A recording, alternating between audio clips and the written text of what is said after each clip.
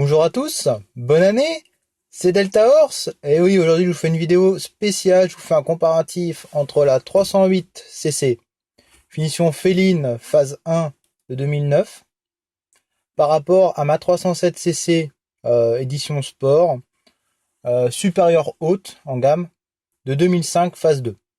Donc j'ai mis le GPS. Ouais, bravo, ouais, merci, je sais, merci. J'ai mis le GPS dans ma 307cc, donc vous le verrez en vidéo. Et du coup, on va faire un comparatif entre le GPS officiel de chez Peugeot et le GPS non officiel de chez Peugeot, comme je dirais, qui est un TomTom en fait, intégré dedans. On va commencer avec la 308cc. Donc je vais vous mettre les stats à côté. Donc c'est une 308cc phase 1 de 2009 avec 150 chevaux. Finition féline, donc toutes les options sauf les feux xénon, le herf machin, le GPS 8nav, mais pas 3D. Voilà. C'est la finition féline la moins de gamme. Enfin quand même moins de gamme, elle est pas mal. Hein. Donc aujourd'hui on va commencer avec cette 308cc sur ce GPS qui est oscillant. Voilà. Allez, c'est parti. Ouais, d'accord. Le GPS qui se lève. Le logo Peugeot. Sur cette 308cc, le GPS donne ça. Donc on a la visualisation du champ, enfin du champ de la map, avec la musique qui s'affiche en haut, donc la chaîne, l'heure, la température, ainsi que la date et le nord, le sud, donc la boussole et l'altitude. Donc par exemple, si je veux faire Fontainebleau, donc menu nav, on fait saisir destination, nouvelle adresse, non, non, Fontainebleau. Voilà, donc on a à peu près le même principe sur la mienne, on verra ça après. Donc là, il nous cherche, il nous enlève toutes les lettres qui sont inutiles. Donc on tape juste son nom. Donc, à vrai dire, avec la molette, c'est pas très facile, je vous le confirme. Mais au bout d'un moment, on sait le faire. Mais bien sûr, faut faire ça à l'arrêt, pas en roulant. Donc voilà. Après, on fait des guidage, navigation, système électronique assistante. Voilà. Donc on choisit le plus rapide et ça nous calcule l'itinéraire. Voilà, donc on a la petite voix, on a le... Veuillez suivre la flèche de direction. Voilà, donc on a la flèche de direction. Sur cette autoradio, donc on a l'écran. Donc là, on peut voir qu'on a tout. Donc on a le point d'arrivée, 11 km, l'heure d'arrivée, donc 15h04, et la différence d'altitude, 110 mètres. 6 degrés extérieur, donc c'est la température. Ensuite, si je veux repasser au mode radio, j'appuie sur mode, ça me met ça. Donc on va mettre la musique. Ça va bien. Voilà, donc je tourne avec la molette, avec la plage, le numéro. Voilà, donc une bonne qualité de son, ce qui est pas mal. Voilà. On repasse directement au mode auxiliaire. Donc la prise auxiliaire se trouve ici.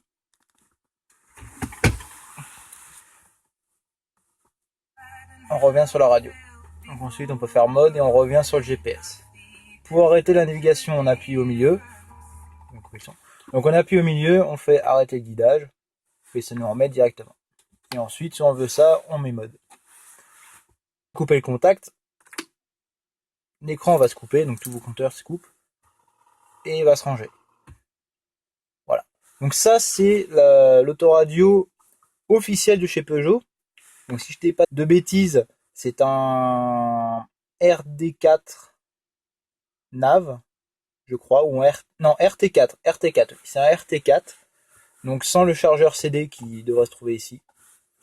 Donc sur cette voiture à l'intérieur, on a un intérieur siège gris, bisone, donc ce que j'appelle bisone, on a du noir au-dessus avec du gris, des inserts de chrome un peu partout, donc sur la console centrale, sur les poignées de porte, dans les poignées de porte, sur le volant, le petit badge en aluminium, les inserts chromés autour des aérateurs d'air, autour des compteurs, et un pédalier sport.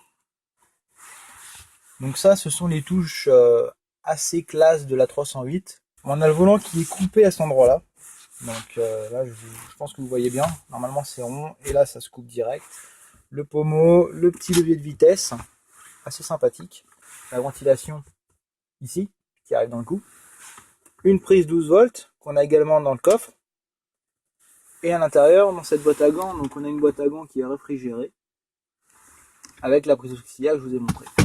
On a beaucoup de rangements et la qualité du cuir est très correcte pour une française.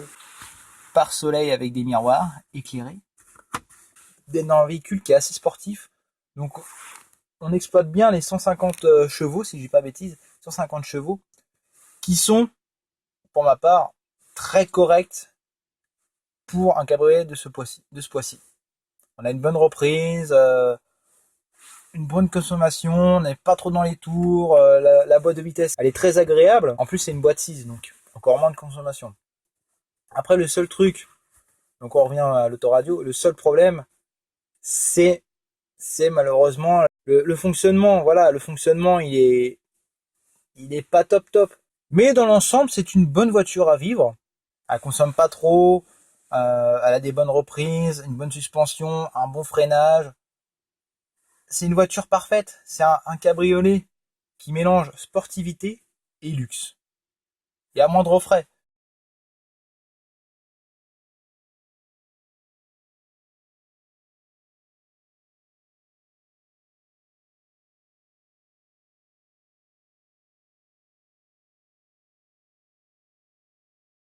Nous voilà dans ma 307cc, donc cette merveilleuse phase 2 de 2005, avec ce magnifique pommeau en aluminium, ce très grand frein à main par rapport à la 308, un gros trou aussi également.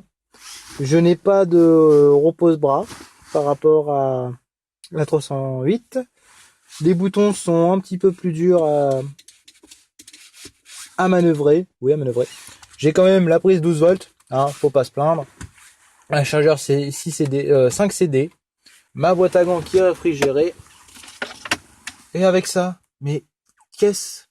Une prise USB? Et pourquoi?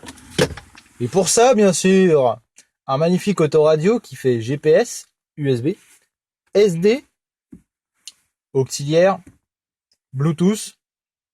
Bien sûr, plus important, je l'ai dit quand même, mais GPS. Le GPS. Eh oui, le GPS. Donc, je vais vous expliquer comment il fonctionne. Vous allez démarrer, enfin, vous allez mettre le contact. Donc, normal. Et là, normalement, vous avez un petit Peugeot qui va apparaître. Comme ça. Bah, très rapide. Et vous allez tomber sur, oui, avec donc les commandes, hein, ça marche aussi avec les commandes. Donc je change de station, voilà, je change de station, on est sur le menu radio, donc on change de station, comme ça, recherche de station automatique avec les fonctions du véhicule, ou sinon vous avez le son qui est là, voilà, on sent bien que j'ai bien réglé. On a le mode, donc on peut choisir entre le disque, donc le disque actuellement que j'ai, voilà, donc on entend bien, voilà.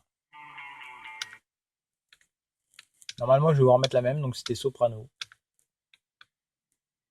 Voilà. Donc par rapport à la 308, il y a un petit peu plus de basse, oui, mais ça c'est moi qui l'ai réglé. Donc par rapport à la 308, on n'est pas sur un... Il y a du soleil. Pour une fois qu'il y a du soleil, on n'est pas sur la même fonction. C'est un mélange de Windows, Android. Donc on a les fonctions. Donc on a ce menu, donc qui est CD.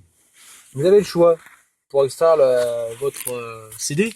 Vous faites soit le bouton éjection, s'il vous plaît, patienter. Voilà, donc le CD qui est là. Si je le remets et qui est éventuellement je suis à l'arrêt et que j'ai le temps, j'appuie sur le bouton là. Éjecte. Eh oui, il est tactile. C'est le meilleur avantage de ce véhicule, c'est que c'est tactile. Mais après j'arrête là, je vais le laisser. Vous avez votre mode disque. Si vous appuyez sur les sources comme sur la 308, vous allez passer au mode TV. On a le Bluetooth, ensuite on a les auxiliaires. Donc les auxiliaires, c'est comme dans la 308. Par contre, c'est pas le boîtier qui est sur le côté. Ce sont deux fils qui sortent comme sur la clé USB. Et la clé USB, il faut mettre la clé et ça détectera. Donc là, on retourne au menu radio. Ensuite, on a plusieurs fonctionnalités sur ce véhicule, enfin ce véhicule sur GPS. Vous avez le mode maison. Donc maison, vous avez votre température extérieure, la date, l'heure et la lumière. Donc blackout ou pas. Donc vous avez la navigation, le Bluetooth, le disque, l'auxiliaire, la radio, le Bluetooth musique, l'USB, les SD. Je vous ai oublié, j'avais les SD. Voilà. Et de l'autre côté, bah là ça part mais totalement en couille. Vous avez la télé, l'iPod, bon ça je veux bien, la calculette. Encore, l'audio oui, le car control, bon bah c'est juste ça, vous revenez avec vos petites bidules là, comme ça sur 7, ça vous donne le kilomètre. Mais je vois pas pourquoi j'ai une catégorie jeu, genre échec. Je veux bien que quand t'es sur les bouchons, sur la assise, quand tu vas direction Marseille, tu te fais un petit échec. Allez, hop. Mais je pense que si t'es à 130, tu vas peut-être pas faire une partie d'échec avec ta copine. Et enfin, ce magnifique GPS. Le GPS qui se lance.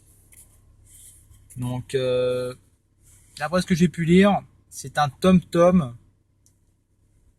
qui serait modifié. Oui, je dis bien modifié parce que normalement, un GPS, la voix féminine vous dit tournez à droite. Voilà.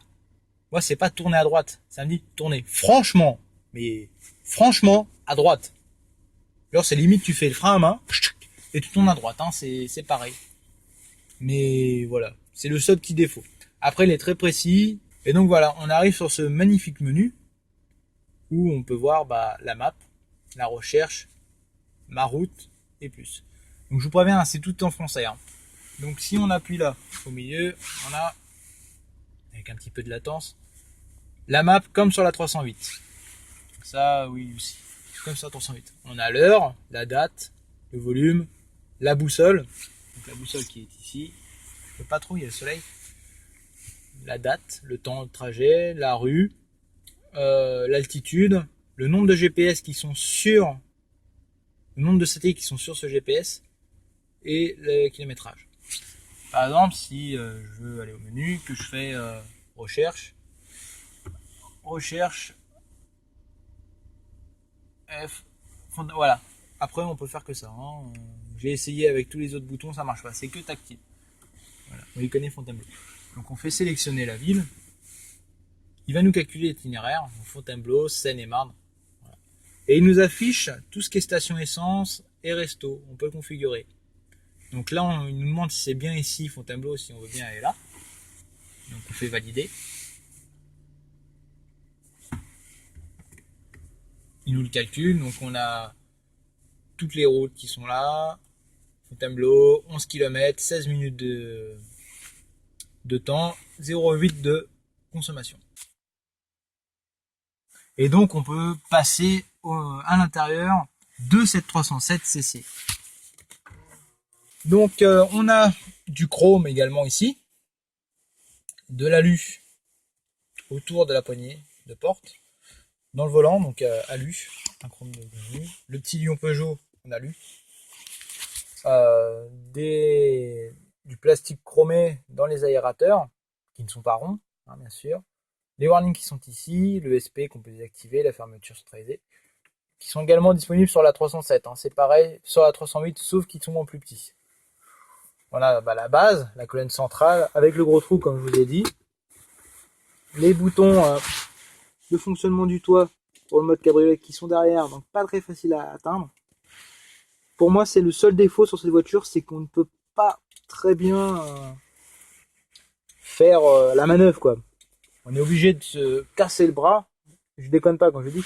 On est obligé de se casser le bras pour pouvoir manœuvrer le toit. Donc les sièges chauffants également comme dans l'autre. On a une boîte à gants. Et le seul problème, c'est que là, on n'a pas de couleur bizone comme sur la 307cc, la 308cc. Et là, on a que du noir. Ça fait assez mastoc, quoi. On a mastoc. On a quand même le cuir blanc, enfin beige, qui est représenté sur les panneaux de porte pour faire les contours. Mais j'ai une bonne visibilité. Les vitres teintées à l'arrière sur le pare-brise sont de serré, je répète. J'ai pas d'airwave. Non. Ce sont des sièges qui ne sont pas sport, hein, c'est des sièges normaux. Pour rappeler le côté sportif de la bébête. Donc ouais, le côté sportif. Donc comme je vous l'ai dit, on a ce pommeau en alu qui n'a que 5 vitesses par rapport aux 150 chevaux. Et là, on est sur un 110 chevaux et ça consomme quand même hein, par rapport à l'autre. La boîte, elle est assez souple. C'est un embrayage hydraulique. Les pédaliers aussi, également. Donc en sport, alu. C'est les mêmes, c'est exactement les mêmes que dans le 308. Hein. Ainsi que les aiguilles qui font le côté sport. Les informations du véhicule, donc moi je les ai pas sur mon combiné. Elles sont sur l'écran. Sur le combiné, j'ai que les témoins importants et nécessaires, donc les feux, les anti-brouillards, l'ABS, le frein, les clignotants. Donc les accessoires sur ces véhicules. Donc en commun, donc je vais dire en commun, mais que je pourrais pas vous montrer ici parce que moi j'ai pas une bas de gamme mais une milieu de gamme. Donc la direction assistée, l'oscillation automatique des essuie-glaces, l'allumage des feux automatique à la nuit, le radar de recul, le pack je veux dire sport avec l'aluminium présenté un peu partout, surtout sur les pédaliers et le pommeau de vitesse, rétro intérieur en mode nuit ou jour automatique, des compteurs blancs avec des aiguilles rouges pour rappeler le côté sportif encore, des sièges chauffants, des rétroélectriques qui se rabattent quand on ferme la voiture et qui se déplient quand on l'ouvre, mais on peut le bloquer avec ce système. Donc à l'arrêt, comme moi, vous mettez le contact et vous les rentrez. On a le GPS qui est de série sur les véhicules aussi. Je précise les GPS officiels de chez Peugeot, donc les 7 pouces pour la 307 verticale non rotatif et pour la 308 les 7 pouces rotatifs. On peut avoir aussi le RT3 avec juste la petite casquette, donc le CT Chrome. Donc ce sera juste le GPS qui changera, vous n'aurez pas tactile. Alors les points différents sont sur cette 307, on va commencer par 307 bien sûr. Je suis méchant. J'ai une sortie chrome échappement. Des jantes en alu en 16 pouces. Un petit moteur 110 chevaux de TU sur la 308. Donc les options, on va les faire. Hein. Du chrome à l'arrière. Du chrome à l'avant. Du chrome, du chrome, du chrome, du chrome, du chrome, du chrome, du chrome, du chrome, du chrome, du chrome. Ouais, bah en fait non, j'ai pas perdu au change. La 308 c'est une peinture rouge avec du chrome.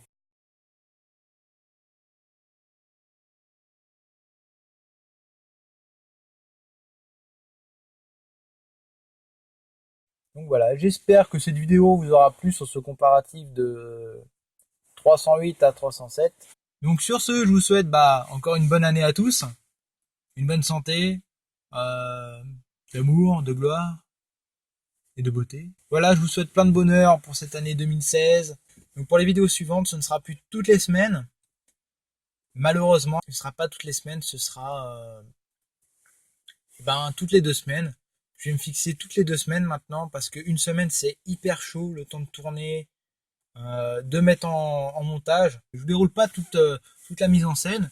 Pour ça, si vous voulez me poser des questions, me faire comment tu fais tes vidéos, comment ça t'est inspiré, qui est ton vrai nom, je posterai sur Facebook la FAQ. Voilà, donc sur ce, à la prochaine. Ciao.